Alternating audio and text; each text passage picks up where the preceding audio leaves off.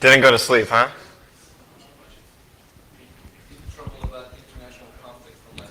So yeah, that's a good discussion point. How many of you had some international conflict last night? Did you guys enjoy the diplomacy party?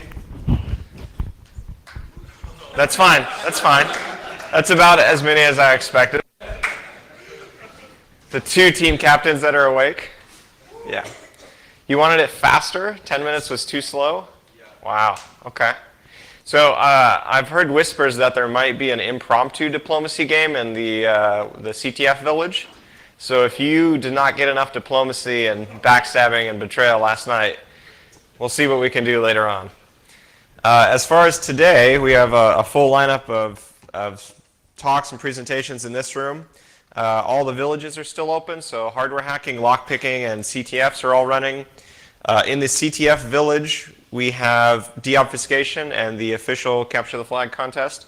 There's also a hidden challenge, if you didn't hear me talk about this yesterday, that has something to do with FM radio. I actually failed my ham test yesterday, so I'm not sure how that works, but I'm told something about FM radio and hidden challenges, and they told me that none of you guys can solve it, so I was hoping you would prove them wrong. Other than that, if you're in the Tamper Evident the Room contest, you have 3 minutes to turn in your package. Otherwise, your source will die in this tale of spying and mystery and intrigue. Later on today at 1400, we have the HeboCon robot battle. That'll be out in the pool area. There's also intro to lockpicking in the lockpicking village later today. And the CTFs all end at about 4 o'clock. So if you're working on problems, get all your answers submitted before then. Outside are all our vendors and sponsors, so be sure to say hi to them. There's lots of swag. Actually, if I was a thoughtful conference organizer, I would have got the bag of swag to throw at you currently, but I drank a lot last night. What can I say? Coming up next, we have Barnett talking about The Ethical Spy. So we'll get that started in just a few minutes. Thank you.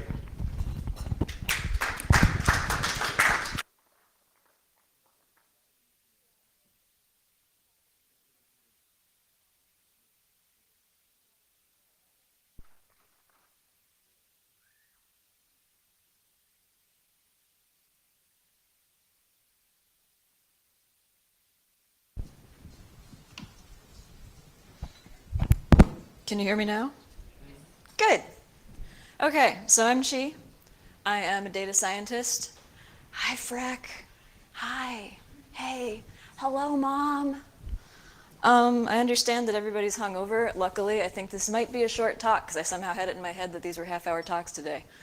So, I'm going to be talking to you today about data privacy, near and dear to everybody's hearts, and how to strike a good balance between making data-driven services useful and protecting the interests of the user in a climate where accidentally disclosed data can have very, very far-reaching consequences that I think I don't need to go deeply into with you guys because this whole entire weekend has been extended reiterations of why it's important that your data not go on the loose.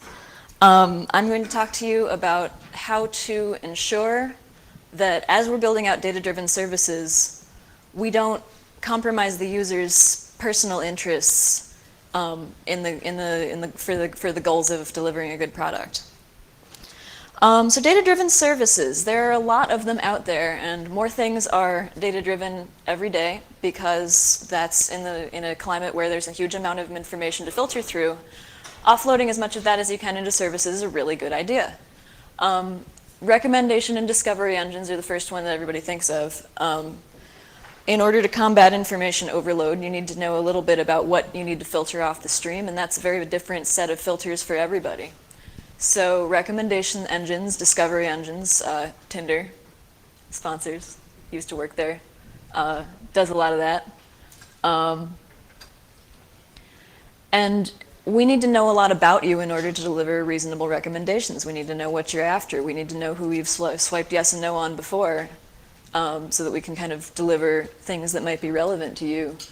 Crowdsourcing maps and traffic. Everybody uses Waze. Most people use Waze. Everybody who uses Waze is giving up their location trail to a service that doesn't really disclose what they're going to do with that after you give it to them. There's probably a privacy policy. I've never seen it.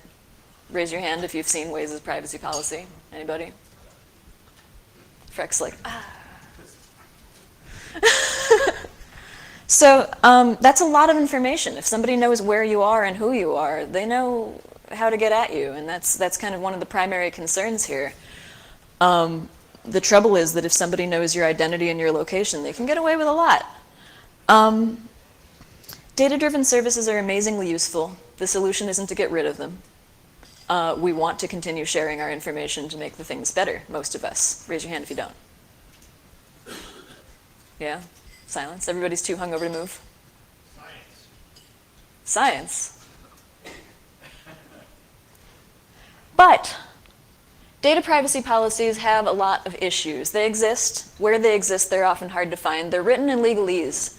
They are written in a language that really is meant not to protect you as a user. They're written in a way that instead is really pretty much there to cover the service provider's butt. The purpose of a data privacy policy is to, in obfuscated language, inform you, the user, what they're going to do with your data so that when you say, hey, what the hell, they can say, told you so. And that's not ideal. That's not oriented towards a climate of trust. That's not something that allows a user to really make an informed decision. It's not always easy to find these things. It's not always easy to review these things. And they are rarely flexible. If you're signing up for a service, the understanding is that it's on you to go and review what it is that you're giving away, what the consequences might be of that. Assess your own risks kind of in a vacuum without really understanding what's being kept or how it's being kept or who will have access to it in the future. And if you want to do that, well, okay, just opt out, don't use the service. That works sometimes. That can be an all right model. For something like Waze, it's kind of a no-brainer that if you're using that service, they know who you are, they know where you are, they know some things about the clusters of locations that you visit, so they know maybe where you work, where you live. That's pretty identifiable.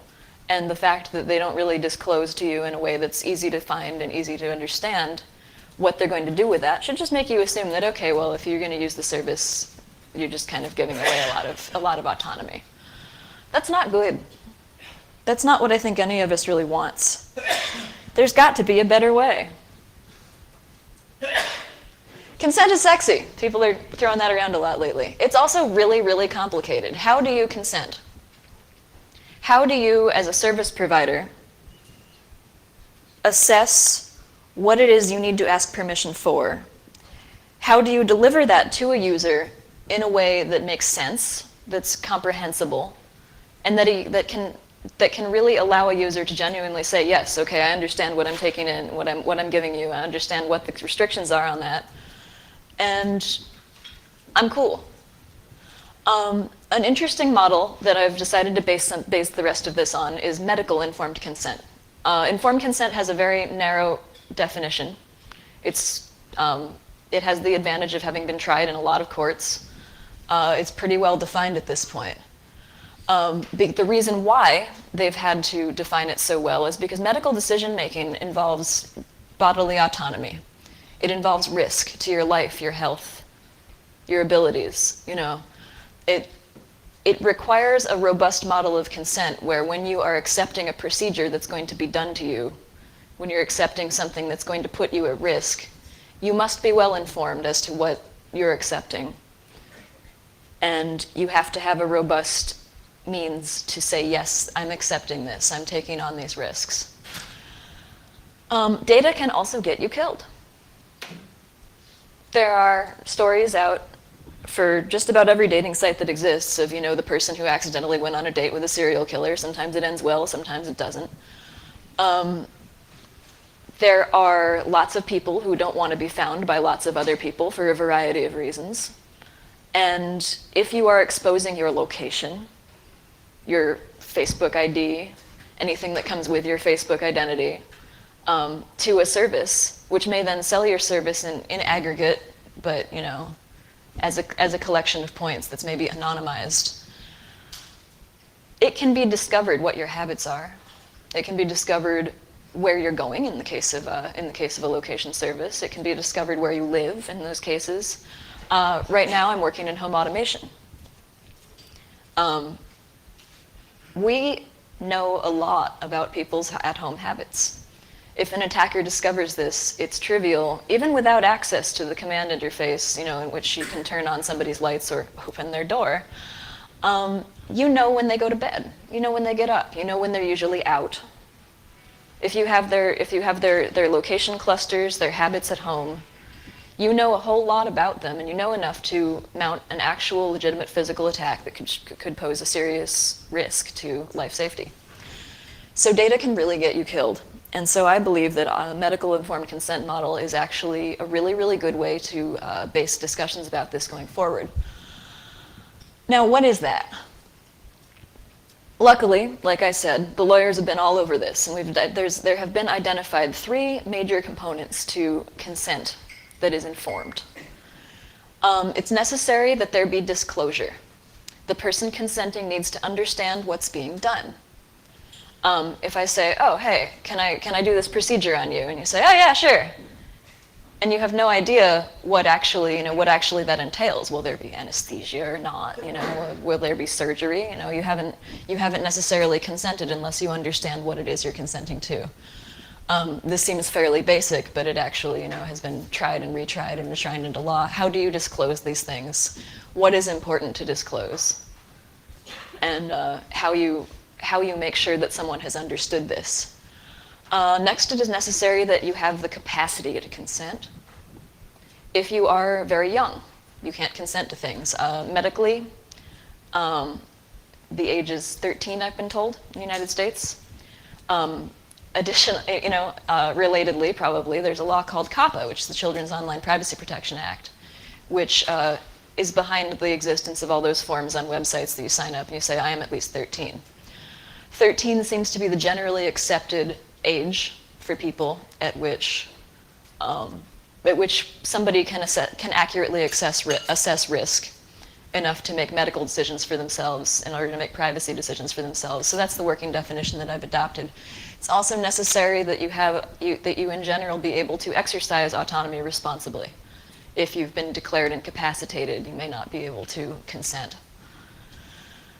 Finally, and this is a neat one and this is a tricky one, and I'm going to go into this more deeply later, it's necessary that consent be voluntary.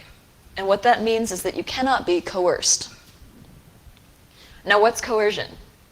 Obviously, if somebody's got a firearm and they're pointing it at your head and they're saying, consent, it's not consent. That's clear-cut coercion. But what if someone's saying, well, you have every right to decline. You don't have to do this. But you really should do this. And there's social pressure in place such that you don't feel like safely you can say no and be in a defensible position. Or you don't feel like you can say no and avoid consequences that you don't want, that are not related directly to the lack of consent to this service.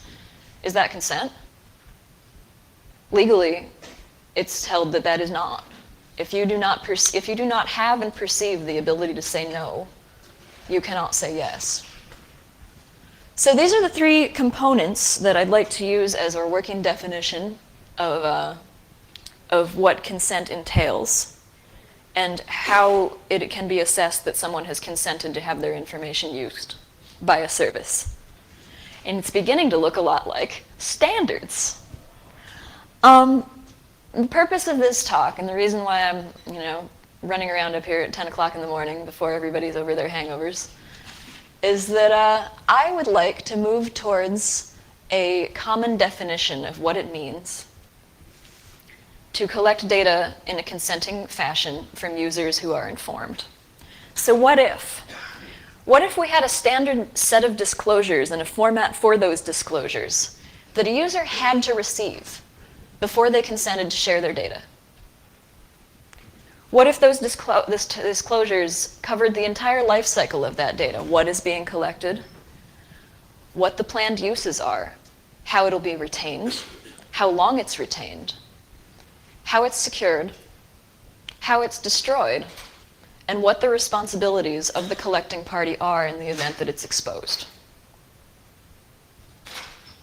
What if those disclosures were given in a language that the user was guaranteed to understand, both because it is the native language of the user interface they're operating in, and it used templated language that had very clear, understood, publicly defined meanings? And what if there were a structure so that service providers could be held accountable for violations of this? What if, although this is a voluntary standard, what if someone advertising that they meet this standard, who was discovered not to be meeting this standard, were somehow made accountable for the promises that they made in that disclosure of how a breach was going to be handled? I think it sounds good. So, this is a do-ocracy. I have begun working on my own on an IETF draft covering how one might collect data with consent. It's a framework for these disclosures. It will contain some baseline templated language in English, because that's my language, for accountability and for how you evaluate consent. The purpose of the document is to protect the user while allowing the service providers to remain flexible. Service providers, as they develop a service, often cannot provide these value-added services until they have a nice volume of data coming in. So how do we cover the case where you have a planned future feature, you need to collect some baseline data, but the user, by failing to share this, is only making the service development situation worse. They're not actually impacted themselves. There's no advantage immediately for the user to share this information. It's just a voluntary thing to help make a service better. How do we disclose that? How do we say, well, we'd like to collect this from you. We don't know what we're going to use it for yet. How do you disclose that in a way that allows somebody to say, well, yes, that's a risk I'm still willing to take because this seems neat? The draft covers changes in a user's status. What happens if someone becomes incapacitated? What happens if somebody dies? What happens to their content? What happens to their metadata? And it's designed to provide a groundwork for trust between service providers and users. Because right now, I don't feel that exists. I don't feel that there's a real baseline for saying, okay, well, the disclosures, the privacy policies that exist, they mean something. When I see a privacy policy listed, even if it's there, even if it's accessible, my first thought isn't, oh, great, they're protecting me.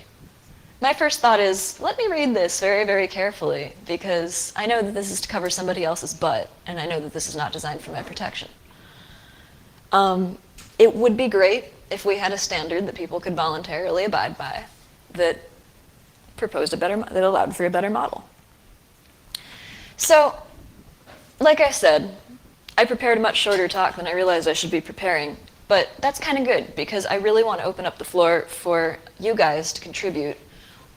One of the things I'm hoping comes out of this is that any of you who are interested in this idea and think it's cool, feel empowered and ready to come talk to me, and to that end, and to start some discussions, I've got some open questions.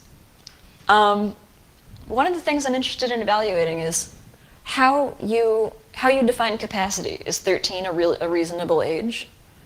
Should there be an age limit on consent for privacy? How do we handle someone who's legally declared incapacitated? Audits and validation. That's always tricky in a voluntary standard, and I would say that maybe this is my biggest open question right now. How do we decide that someone's compliant with the standard? Say we've got this published, we've got an RFC, somebody says, okay, well, we're RFC mumble compliant. Okay, they said so. If we're really fostering trust here, we actually have some sort of certifying board that says, okay, well, you might be audited, and we might come look and say, well, are you actually implementing this standard, or are you just saying that to screw people around? Content versus metrics.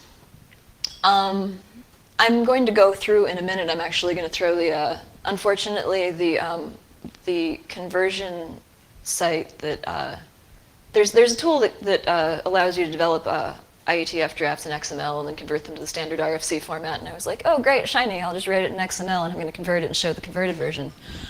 The online version of the XML converter tool is down, and I can't get it to install on a Mac, so it's great. But everybody here can read XML. You're all hackers, so I think we're all right. So I'll throw that up in a moment. The language of the draft makes a distinction between content and metrics, content being something that's intended for consumption by someone other than the service itself. Metrics being machine-readable information that's provided to the service for use by the service. So, on Facebook, your browsing, your click history is a metric. Your age, your demographics, that's a metric. The content you're posting is obviously content. Sensitive data versus non-sensitive data versus PII. There's a lot of information that one could reasonably collect. Some of it doesn't matter. There's some information that we might be able to say is harmless, that you can always snag because it's so innocuous. The username someone just chose for themselves, is that sensitive? Is it non-sensitive? PII is personal identifiable information, and that's got a very narrow legal definition, and so we're pretty covered on that. But there's a large, large universe of data out there that is not covered by a standard definition. How much of it needs to be protected? And another big one, how do we communicate risk? It's one thing to tell a user, JRandom user out in userland, you're agreeing to share your location trail. If someone is not accustomed to thinking about this, they might say, okay, well, you can see where I was. Cool. You can retain that indefinitely. How do we communicate in a way that's clear? That this is not something you maybe want out there. This is something you need to be protecting. People kind of don't think about this outside of rooms like this. People are willing to share all kinds of things, and that's handy for me as a data scientist. It's great that I have a big data set, but I'd like to know that I haven't collected it unethically. So how is it that we communicate to users what they're putting at stake? What things are considered to maybe pose a risk to your property or your personal safety? Your future personal safety. What about health information? There's a lot of laws governing what may be shared, but they are all out the window if you're voluntarily sharing something with a service. How do we communicate to a user that that might not be a good idea? What I'd like to do now is throw the draft up here, and I apologize for the formatting because it was supposed to be a lot shinier.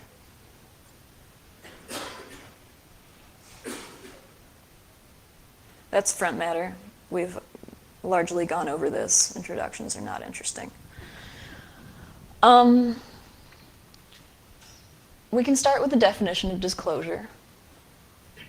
This is a draft standard, so there's lots of things to go through in this. This is the required content before allowing a user to consent. What must the service provider share? This is where I'm using a lot of metrics. Content is kind of a big open question for me. How do you protect that? It's much squishier what might be in there. Anything might be in there. So is it always sensitive? Is it always considered sensitive data? What else is interesting in here? Sharing data with other services. What happens when you, as a service, everybody's sharing data with everybody. This is part of the product that people have these agreements at this point. Okay, well, we're going to get the data from this service over here. And we're going to use it to make this service better. And right now there's a one-click thing. Link these accounts. Great, linked. They already had it. Who cares about them? That's not a good idea. Privacy policies may vary greatly in between those two services. How do you disclose that to a user? This addresses this.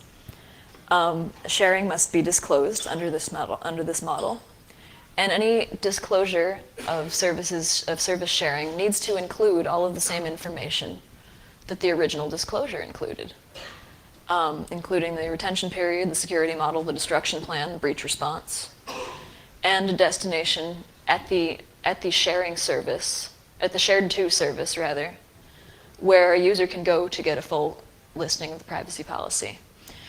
How do we handle sharing to non-compliant services if this standard is completed and adopted? we can assume that at least at the beginning, probably forever, there will be a lot of services that don't choose to comply. We should not restrict a service provider from sharing data with non-compliant services, but we should restrict how they can do that and how they must disclose it if they're going to remain compliant. Capacity, determination, loss of capacity, this one's interesting. I'm proposing that if a user loses the capacity to consent, they pass away, or they become legally incapacitated, they should be able to, before that, designate a proxy with the service. It says this person is empowered to consent for me, to take charge of my information. If that proxy is not defined or can't be contacted, you need to proceed as if consent has been withdrawn. This means you remove data that has been retained. You just assume that the consent was not valid to begin with. That's also what happens if you discover that someone was not actually capable of consenting. If you have a user that says, oh yeah, I'm like 25, and then you find out they're like 6, what do you do? What you do is you must consider that consent to have been retroactively immediately withdrawn. You've got to dump everything. You must not continue to collect anything.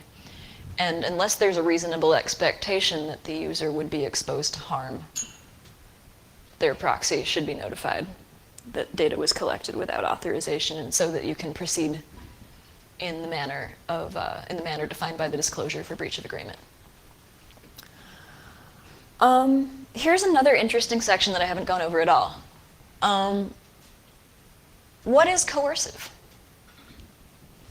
I think this is really neat because there's a very clear distinction for me, although the borderline has a lot of fuzziness in it and things kind of can jump over this border.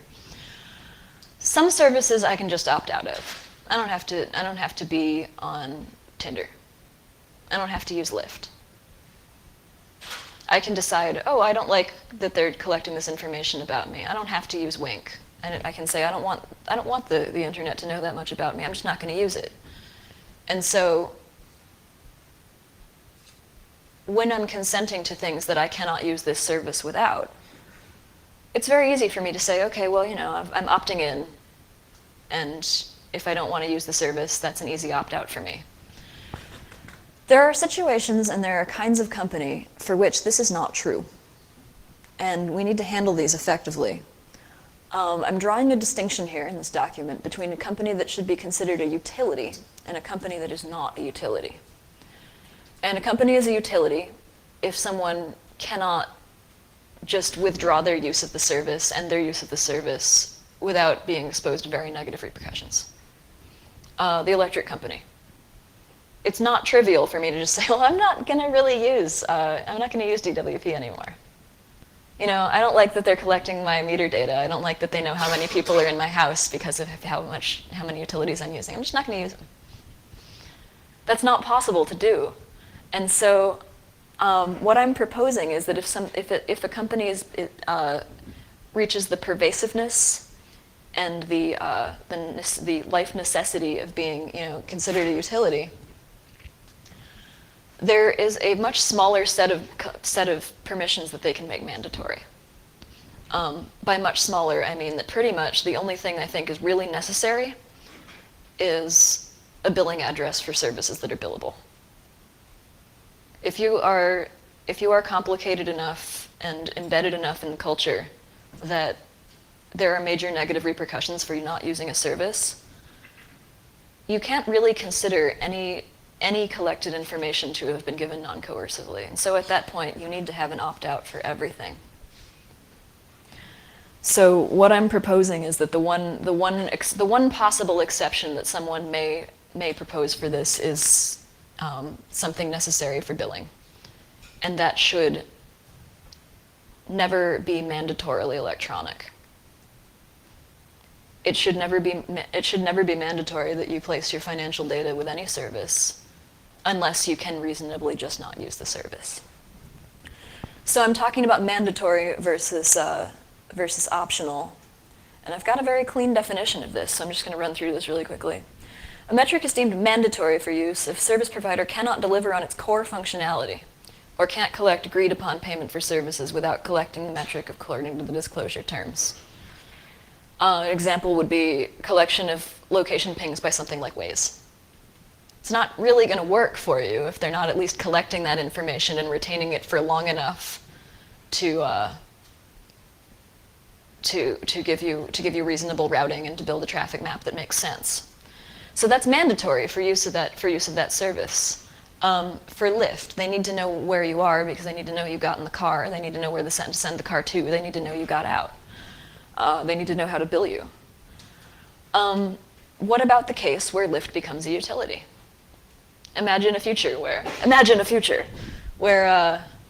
there aren't buses, where there aren't private taxis, where everything is through a service like Lyft and you can't reasonably transport yourself without Lyft.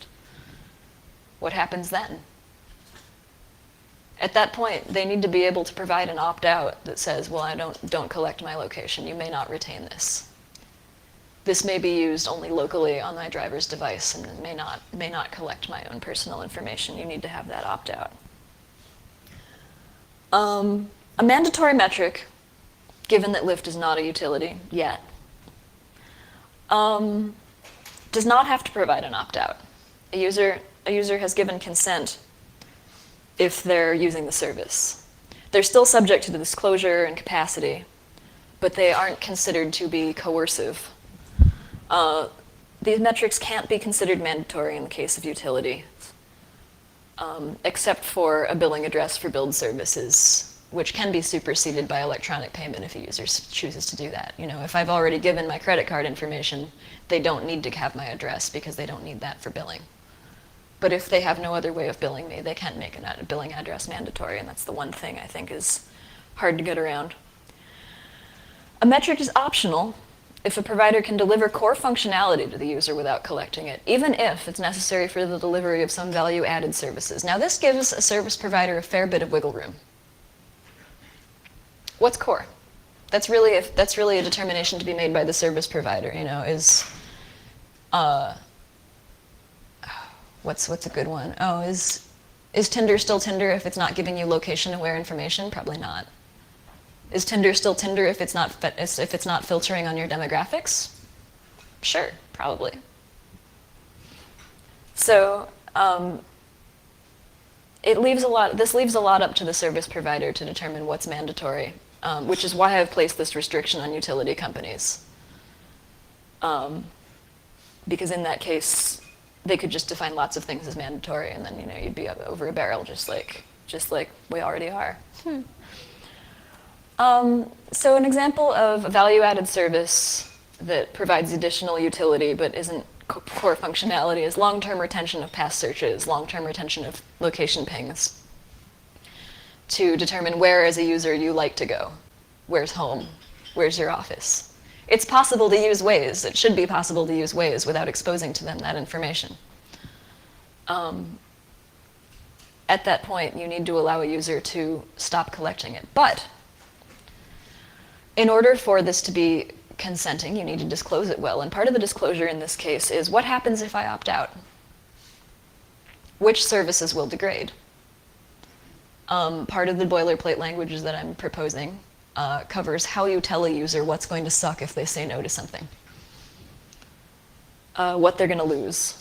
Because you can't assess risk without knowing both what's in it for you and what you stand to lose. You can't make decisions without those two pieces of information. And so in the case of opt-outs, you have to disclose, what is it that's not going to work? Which brings us neatly to some of the special considerations. What about innovation? I touched on this briefly before. Service providers often are working on things in the back room that require information that is not necessary to deliver any current services. Now, part of a disclosure, as I've mentioned, says this is what we're using the data for. For a feature under development, you may not wish to disclose that to a user yet, because you may not wish to disclose that to your competitors yet. This covers what you do in those cases. Any such metrics that you want to collect because you're developing a future service need to be treated as optional and provide an opt-out. In that description of the opt-out, it must confirm that you will not degrade any currently available services. That what you stand to lose right now by not opting into this collection is nothing. You must clarify that, because otherwise you may be coercing someone by providing incorrect information. But you may inform the user that the quality of future services may be impacted.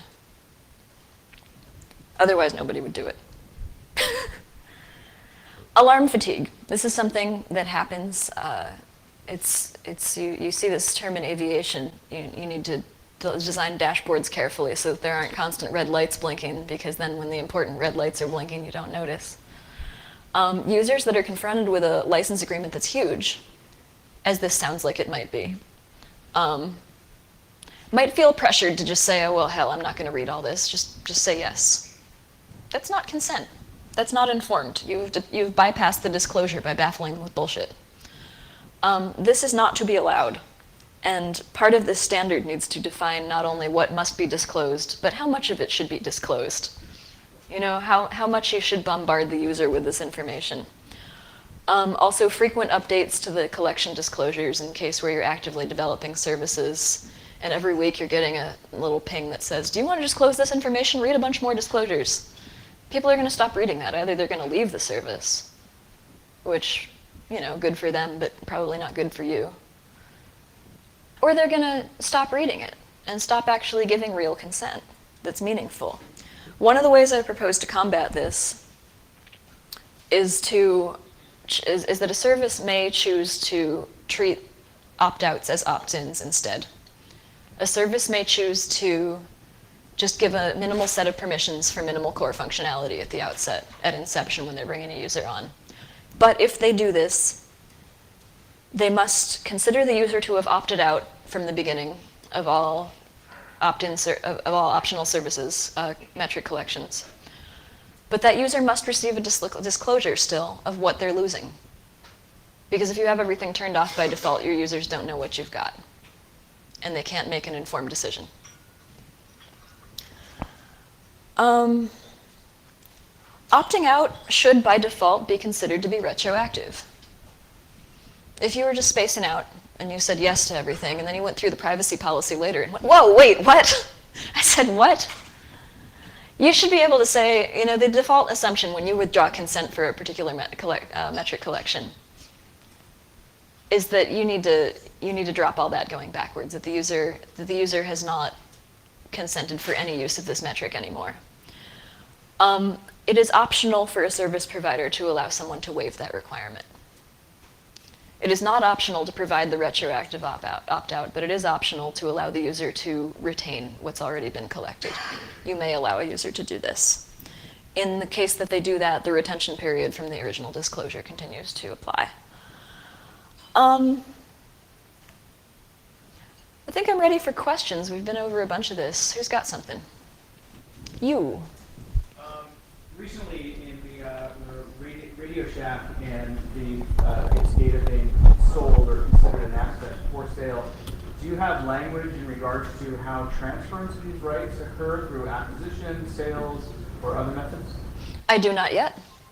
I would love to. I should be taking notes. Somebody got something to write with? Woohoo! Thump, thump, thump. Ah! Decision fatigue. Maybe the DVD as well. Yeah. Acquisitions, that's a very good one. And I would like to invite anybody who's interested in this to come and talk to me later. I'm actively seeking collaborators for this draft. I would love to see this accepted as a standard for people to join, and it's not going to get to there without a lot more experience than mine. Freck, is that a real question? No, it's not. Basically, you were talking about PII, things that are not PII, and how we collect and maintain those. Mm-hmm. My question revolves around collecting things that are not PII can eventually become such, such as even an IP address can be considered personally identifiable information. That's true. What are the measures you would take to just, I guess, would there be abstraction? hash things, what would you do? Well, there are a lot of jurisdiction-specific rules, and I think that a company that operates in many jurisdictions should, be smart enough to adhere to the most restrictive ones. For PII specifically, there already are a lot of laws in place that tell you how you must encrypt things. That's part of the security model that needs to be disclosed. But the thing that you've brought up that I think is exceptionally interesting is what happens if something's status changes. What if the jurisdictional definitions change and something becomes PII that was not before? If you collect enough data, it's inferred. Uh-huh. If you can link it to a person or a place, Yeah. probably something like the One way around that is to consider everything sensitive and treat it as sensitive, and let your sensitive definitions for the disclosure and protection of sensitive data be very conservative and essentially treat everything as PII. That's the safe approach. Alternatively, you may collect data that's sensitive but not PII and not protected according to the PII rules. But at the point at which it becomes PII, you would need to handle it essentially as a breach. You would need to offer any assistance or compensation to the user that you had agreed to offer. You would need to put a hold on that data, possibly destroy it immediately. And that's a situation that nobody really wants to be in. So the safe approach for a provider is to say, well, we should protect everything as PII, because once we have enough of it, it will be. I think that this standard does handle the case where somebody just kind of doesn't think about it and then realizes, oh shoot, we've got a whole bunch of PII on our hands. At that point, you've breached your disclosure agreement. And this handles what you do in that case. Although that's up to the user. I mean, this is consent based on the part of both the user and the provider, is the important thing to realize, is that it's up to the provider to say, well, okay, these are the compensations we're offering in the event that our agreement gets breached. That's part of your risk assessment. Do you want to do this or not? So, yeah, I think it's reasonable to say that if a service provider handles data poorly and winds up with PII on their hands that they did not protect as PII, they need to just handle it as a breach of the agreement. I think there are 3 points in this draft that look to me like we might be able to address. A little bit of information is less damaging than a lot of the same kind of information. There is disclosing to the user the time frame the information is going to be held for. There's retroactive deletion of information. And there's also, when you're providing the user something to help their assessment of risk, it could contribute on that factor as well. So that would be mitigated.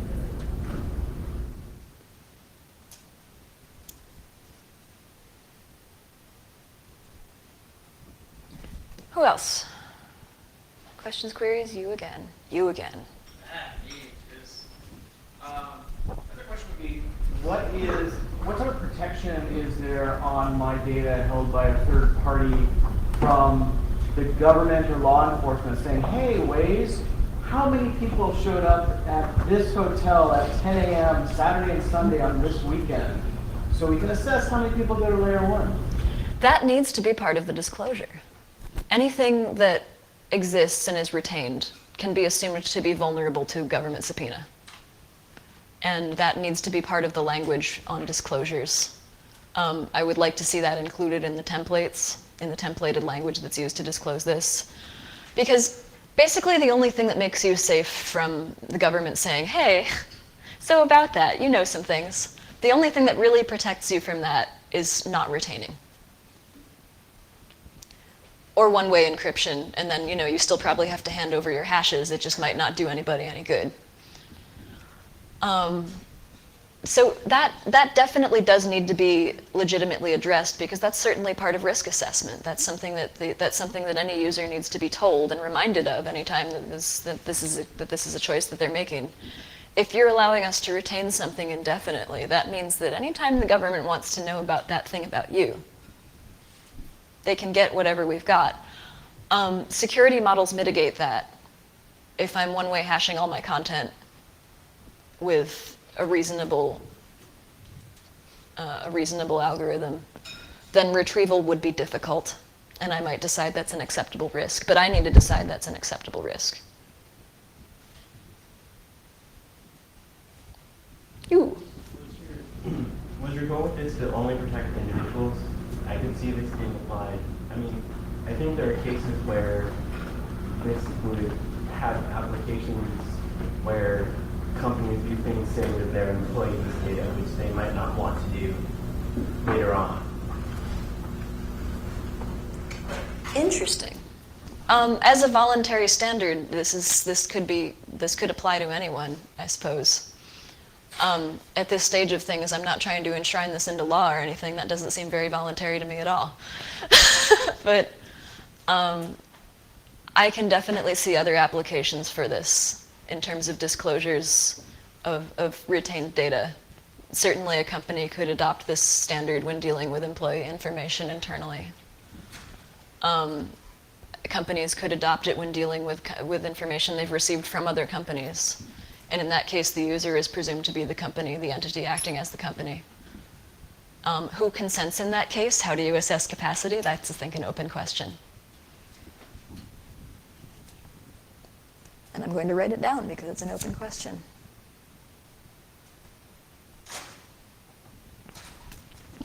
Anybody else? You. Comment here. Mhm. I was wondering if you might get some information from possibly accounting sources and so forth, because every year my accountant gives a presentation on data retention, basically for tax records. But one of the things that he points out as far as the firm that he's principal at, that the lawyers definitely have them make sure that certain records do not get retained more than 7 years, because tax laws, they have to retain it for 7 years. After that, they go through on a regular basis and review all of their accounting records, what they have, and what they can retain, what they should retain, what doesn't get retained. Also, I've been in the software industry, and we've had it on occasion where it's software that they want to retain, but they do retain it even beyond their service life. And I've had to go back to Iron Mountain and have them retrieve something that for a system that we didn't have anymore to provide to the customer. But there are different requirements for legal and then also for customer service. So they want to check with some places such as that. Yeah, that's really interesting, the mandatory retention. I mean, obviously that needs to be disclosed under this model, and they're not mutually exclusive, but it does bring up an interesting point about what's mandatory and what's mandatory for utilities. There are some things where retention will be mandated. I'm going to write that down real quick and then go ahead. Yeah, you also have issues in the corporate world where you want to set policies for email retention. Now, if you're involved in litigation, there's a thing called electronic discovery where you have to turn over certain things to the other party. And you may want to, and you can get out of that. If you don't do that, you can get sanctions for what's called spoliation or failure to reply. And you can get out of that if you have a written policy that says we only hold our emails for 2 years and then they're destroyed. But you have to have those policies and you have to follow them through and things like that. So, to follow up on his comment, there are situations where you need to be aware of, and you need to police those things within your own individual self and organization. I mean, how many of us have emails that go back years and years and years and years that we know, wow, I didn't realize I've got stuff from 2001 or some crazy number, right? Yeah, exactly. I mean, how do individuals notify individuals that they're going to retain communication? Nobody really thinks about that. You could adopt this standard personally. There's a lot of variants. And just to comment on a previous thing on, well, I don't want to have people know how many people were at LayerOne. There's an easier way. You send your guy in to show up and buy a ticket. He walks around with a button camera. I've got all your faces. I know how many people are here. I didn't have to do any fancy, subpoenas or warrants or law enforcement kinds of stuff that you're worrying about, because there's other avenues to get that information. Just as we have other avenues to attack a system, you have to look at the total picture. Yeah, meat suits aren't very secure. No. Anybody else? I think I'm almost out of time. I think you're the last. Do you anticipate boilerplate being amenable to something like what Creative Commons does, or you can boil it down to logos and shorthand for most common scenarios in order to prevent validity and encourage understanding? I think that's a very good idea. I think that anything that can kind of pass standard templates by reference where everyone understands the definition of this is available somewhere else and everyone can go and be informed about this. I think that that's possible. You must, of course, include a link with everything that you disclose in this way to somewhere where you can discover the definitions of these things easily. And they need to be people readable. But yes, I think that's shorthand, essentially. All right. Well, I seem to have filled up my time. This has been super fun. Thank you, guys.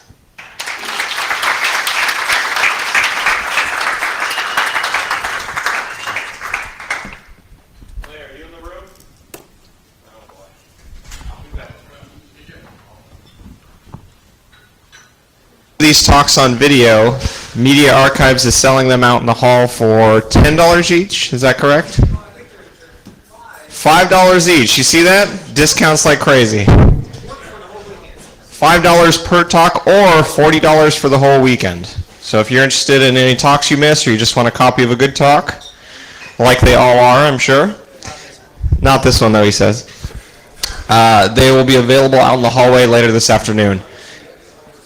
If you are doing deobfuscation or CTF, you have about 4 hours left, 5 hours left before they close up. So finish up your problems, get them submitted, get those points, get to the top of the scoreboard.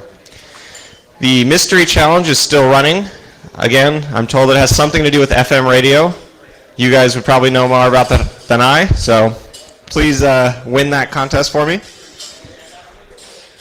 Other than that, later tonight after we wrap up the last talk at 5 p.m., we're all going to head over to the 23B shop down in Fullerton. It's a local Los Angeles, well, local in quotes, Los Angeles hackerspace. We're going to have a big barbecue.